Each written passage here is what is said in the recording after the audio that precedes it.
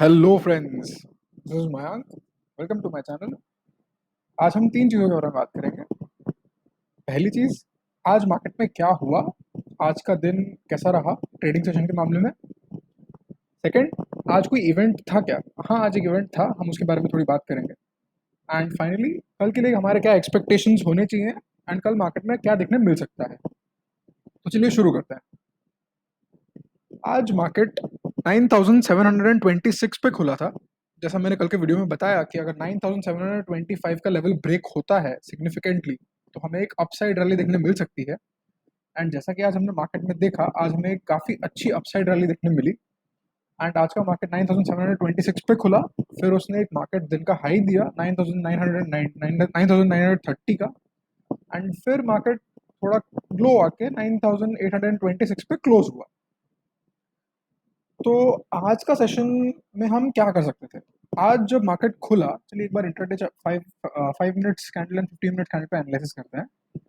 आज जब मार्केट खुला, तो जब हमने देखा कि इतना बड़ा गैप अप ओपनिंग हुआ है, तो पहली चीज आपको थोड़ा वेट करना चाहिए, क्योंकि जितना आसानी से गैप अप होता है उतनी आसानी से नीचे भी जा सकता है।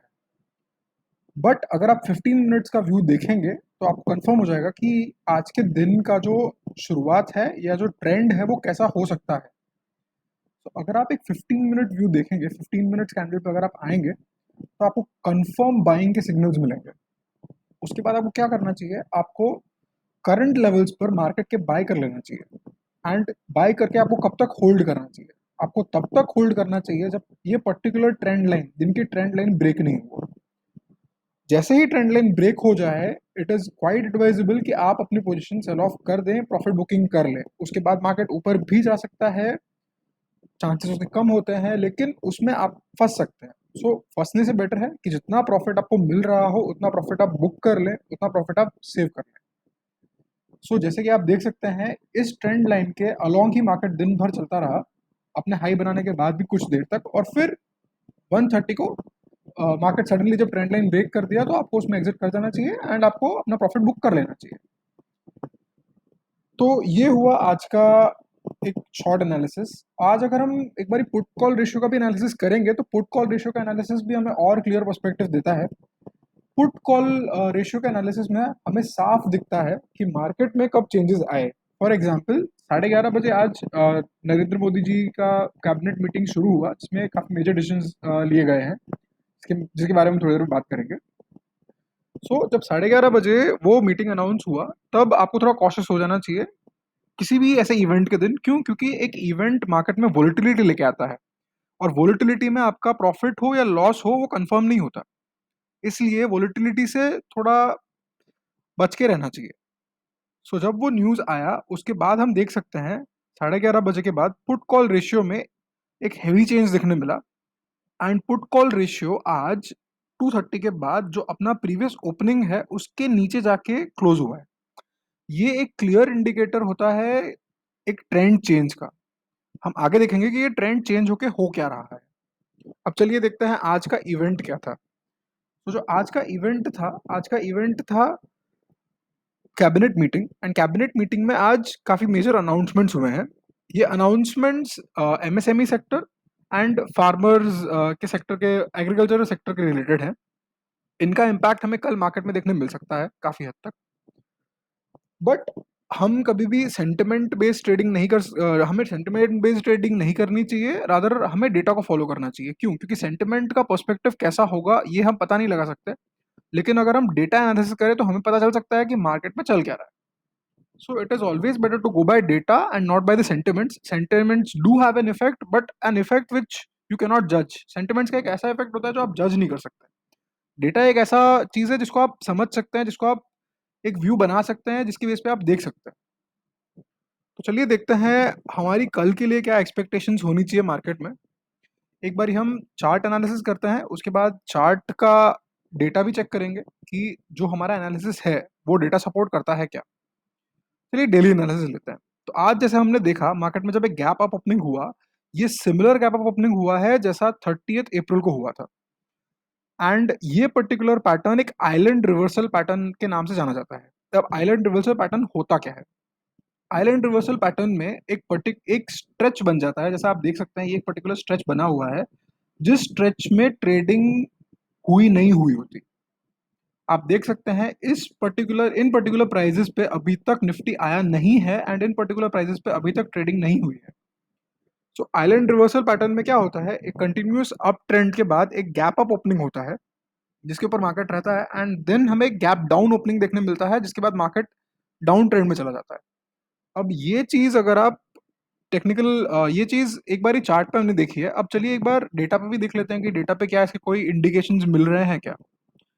मैंने निफ्टी पे एक प्राइस वॉल्यूम डेटा डाउनलोड किया है, निफ्टी में ट्रेडेड वॉल्यूम्स का डेटा, एंड इसको हिस्टोरिकल कंपेयर किया। अब चलिए देखते हैं कि 27 अप्रैल से 30 अप्रैल जो ये पर्टिकुलर पीरियड है, जिस पीरियड में से मार्केट ने बढ़ना शुरू किया था, 27 अप्रैल, 28 अप्रैल, 29 अप्रैल, 30 अप्रैल, इसके बाद एक रिवर्सल आया था। ये सिमिलर पैटर्न हम यहाँ देख सकते हैं कि 4 दिन से मार्केट कंटिन्यूस ग्रीन में ही है। तो देखते हैं कि आज के पैटर्न में और पास्ट में कोई सिमिलैरिटी है क्या। जैसा हम यहाँ पे देख सकते हैं प्राइस वॉल्यूम डेटा में, 27 अप्रैल से लेकर 30 अप्रैल तक भी कंटिन्यूसली जो ट्रेडेड वॉल्यूम था वो इंक्रीज हुआ और उसके बाद मार्केट में एक शार्प ट्रेडिंग वॉल्यूम में डिक्रीज आया था। जैसा हम देख सकते हैं कि करंटली पिछले 4 दिनों से कंटिन्यूस मार्केट में जो ट्रेडिंग वॉल्यूम है वो बढ़ता ही जा रहा था एंड आज दिन के एंड में हमें थोड़ा ट्रेडिंग वॉल्यूम में डिक्रीज दिखा है। ये हमें कल पता चलेगा कि ये कंफर्म व्यू है या नहीं, बट आइलैंड रिवर्सल पैटर्न के हिसाब से इंडिकेशंस मिल रहे हैं कि जो कल का ओपनिंग है वो बेरिश हो सकता है एंड कल का पर्सपेक्टिव जो है वो बेरिश हो सकता है, इसके इंडिकेशंस मिल रहे हैं। चलिए थोड़ा और एनालिसिस करते हैं ये देखने के लिए कि क्या ये व्यू और सॉलिडिफाई किया जा सकता है। तो चलिए हम ऑप्शन चेन एनालिसिस करते हैं। ऑप्शन चेन एनालिसिस में निफ्टी 50 में आज हमने देखा कि जब मार्केट ऊपर जा रहा था और जब मार्केट दिन में थोड़ा सा स्टेबल हुआ तो प्रॉफिट बुकिंग देखने मिली। अब हमें कैसे पता चलेगा कि प्रॉफिट बुकिंग देखने मिली, तो चेंज इन ओपन इंटरेस्ट, जब भी ओपन इंटरेस्ट नेगेटिव हो जाए, जैसे कि change in open interest negative हुआ हो और ऑप्शन की वैल्यू बढ़ रही हो, इसका मतलब है कि ऑप्शन में लॉन्ग अनवाइंडिंग हुई है। लॉन्ग अनवाइंडिंग का मतलब है कि जिन्होंने पहले कॉल्स बाय करके रखे थे उन्होंने अपने कॉल्स बेचे हैं। ये देखिए आप यहाँ पे देख सकते हैं 9750 से लेके 9000 लेवल्स तक हमें लॉन्ग अनवाइंडिंग देखने मिली है, जहाँ पे कंटिन्यूअस लोगों ने लॉन्ग अनवाइंडिंग करी है एंड उन्होंने अपने जो कॉल ऑप्शंस थे वो बेचे हैं। अब हम सपोर्ट और रेजिस्टेंस की बात करें तो जो एक अपर लेवल, जो एक सपोर्ट, जो पहला रेजिस्टेंस निफ्टी फेस कर सकता है वो 9900 के लेवल्स पर है, जिसको आज हमने टेस्ट किया है, अच्छे से ब्रीच नहीं किया है। 9900 के लेवल्स पे हमें देखने को मिल सकता है कि 7,42,000 का ओपन इंटरेस्ट आज ऐड हुआ है। करंट ओपन इंटरेस्ट 12 लाख के करीब है एंड 10,000 के लेवल्स पे 20 लाख का ओपन इंटरेस्ट है। ये देखना दिलचस्प है कि आज 9700 पे 16 लाख का ओपन इंटरेस्ट ऐड हुआ है। नॉर्मल सिचुएशन में अगर प्राइस डिक्रीज हो रही हो, जैसे कि आज हम देख सकते हैं उसमें प्राइस डिक्रीज हुई है, नेगेटिव 186 हुआ है। नॉर्मल सिचुएशन में अगर प्राइस डिक्रीज हो रही हो और इतना ओपन इंटरेस्ट ऐड हुआ हो, इसका मतलब ऑप्शन राइटिंग होती है। लेकिन आज ये बाइंग कब हुई ये जानना पॉसिबल नहीं है, इसलिए ये कंफर्म नहीं बताया जा सकता कि ये ऑप्शन राइटिंग है या ऑप्शन बाइंग। अब अगर हम पुट कॉल रेशियो देखें तो पुट कॉल रेशियो में हमें साफ पता चलता है कि पुट कॉल रेशियो आज 12:15 के बाद बढ़ा है। 12:15 के बाद उसमें एक चेंज आया है, पुट कॉल रेशियो गिरा था एंड जो कल का क्लोजिंग है उसके नीचे आके क्लोज हुआ है। तो पुट कॉल रेशियो अपने दिन के हाई बनने के बाद चेंज हुआ है। दिन का हाई बना था 12:15 को, दिन के हाई बनने के बाद पुट कॉल रेशियो चेंज हुआ है। अब ये इसका एक इंडिकेशन हो सकता है कि पुट कॉल रेशियो चेंज इस वजह से हुआ हो क्योंकि उसके बाद जब दिन का हाई बन गया उसके बाद पुट बाइंग शुरू हुई हो और ये जो वॉल्यूम बना है 16 लाख का, 15 लाख का जो आज खरीदा गया है एंड नेट 17 लाख पे आया है, ये बाइंग वॉल्यूम हो। इसका पता हमें कंफर्म कल चल जाएगा। अगर कल मार्केट गैप डाउन खुलता है तो इसमें कोई डाउट नहीं होना चाहिए कि ये एक बाइंग वॉल्यूम था and not short selling volume. ये बाइंग वॉल्यूम हो सकता है, कल पता चल जाएगा इसके बारे में। तो अब हम देख सकते हैं कि निफ्टी का एक्सपेक्टेशन हमारा कल के लिए क्या होना चाहिए। तो निफ्टी कल मेरे हिसाब से या तो साइडवेज जा सकता है या प्रॉफिट बुकिंग हो सकती है। बुलिश व्यू आप तभी रखें निफ्टी का जब निफ्टी अपने आज के हाई को एक बार टेस्ट करे, उसको ब्रेक करे और फिर 10,000 की तरफ जाए। बुलिश व्यू आपका तभी होना चाहिए। अनटिल एंड अनलेस वो कल आज का हाई तोड़े, मार्केट का बुलिश व्यू नहीं रखना, मार्केट का बुलिश व्यू नहीं होना चाहिए। अगर मार्केट गैप डाउन ओपन होता है तो आप बेशक डाउन साइड व्यू रख सकते हैं एंड डाउन साइड में कोई पोजीशन ले सकते हैं जिससे आपको फायदा हो सकता है। जितने लोगों ने भी मेरा कल का वीडियो देखा था एंड उसके एनालिसिस को यूज किया होगा, उनको मैंने कल भी बताया था कि अगर गैप अप ओपनिंग होती है तो अपसाइड व्यू ले सकते हैं। सिमिलरली मैं कल के लिए कह रहा हूँ कि कल अगर गैप डाउन ओपनिंग होती है तो आप कल के लिए डाउन साइड व्यू ले सकते हैं एंड कल के लिए आप डाउन साइड पोजिशन ले सकते हैं, क्योंकि एक आइलैंड रिवर्सल पैटर्न है। ट्रेंड जो इसका वॉल्यूम, जैसा कि हमने देखा कि इसका वॉल्यूम गिर रहा है, इसका वॉल्यूम आज सडनली गिर गया था। एक बार डेटा में भी आपको दिखा दो इसका वॉल्यूम कैसे गिरा है। जो पिछले 3 दिनों में वॉल्यूम था, जो पिछले 3 दिनों का वॉल्यूम है, वो वॉल्यूम हमने देखा कि पिछले 3 दिनों में वॉल्यूम ये नंबर्स मिलियंस में है। जो शेयर्स ट्रेडेड थे वो 27 मई को 763 मिलियन थे, 28 मई को 837 मिलियन हुए, 29 मई को 967 मिलियन हुए एंड आज 794 मिलियन हुए, जो कि नंबर थोड़ा सा कम है कल के कंपैरिजन में। एंड हमने ये ग्राफ्स पे भी देखा कि आज जो है वॉल्यूम थोड़ा सा डिक्रीज हुआ है एंड पिछली बार जब ऐसा आइलैंड रिवर्सल पैटर्न बना था तब sudden volume decrease profit booking की वजह से हुआ था एंड एक प्रॉफिट बुकिंग देखने मिल सकती है। ये हुई निफ्टी की बात। तो आप निफ्टी में लेवल्स का प्लीज ध्यान रखिएगा। मेरा व्यू उस पर बेरिश ही है एंड कौन से लेवल्स इंपॉर्टेंट है, तो लेवल्स में अगर नीचे अगर डाउन साइड लेवल आता है तो 9,500 would be the first testing level, 9,400 would be the second testing level. In levels तक आप ट्रेड देख सकते हैं, बट आप पहले एक बार एक लेवल को ब्रेक करने दीजिएगा। 9,500 का लेवल ब्रेक हो, उसी के बाद आप सेकंड लेवल का सोचिएगा, तब तक आप उसमें कोई सोचिएगा मत। So, ये हुई निफ्टी की बात। चलिए अब देखते हैं बैंक निफ्टी ने आज क्या किया। बैंक निफ्टी भी आज गैप अप ओपन हुआ था और जैसा कि मैंने बैंक निफ्टी में कहा था कि अगर बैंक निफ्टी सिग्निफिकेंटली 19,500 के लेवल को तोड़ता है तो वो 20,000 के लेवल्स को टेस्ट करने जाएगा। एंड जिन लोगों ने भी ये मेरा कल का वीडियो देखा था उन्हें मैंने कल के वीडियो में ये शेयर किया था एंड आज फॉर्चुनेटली मेरा रीडिंग मार्केट का करेक्ट निकला एंड मार्केट में हमने देखा कि वो गैप अप ओपन हुआ एंड उसके बाद उसने 20,000 लेवल को टेस्ट किया। इसमें काफ़ी अच्छा प्रॉफिट बना होगा जिन लोगों ने भी इस पर्सपेक्टिव को लिया, पॉजिटिवली लिया होगा और ट्रेड किया होगा उसके अकॉर्डिंग। लेकिन हमने देखा कि कंटिन्यूसली उसके बाद मार्केट साइडवेज गया है। प्रीमियम जरूर इंक्रीज हुए थे बट मार्केट साइडवेज गया था। अब चलिए देखते हैं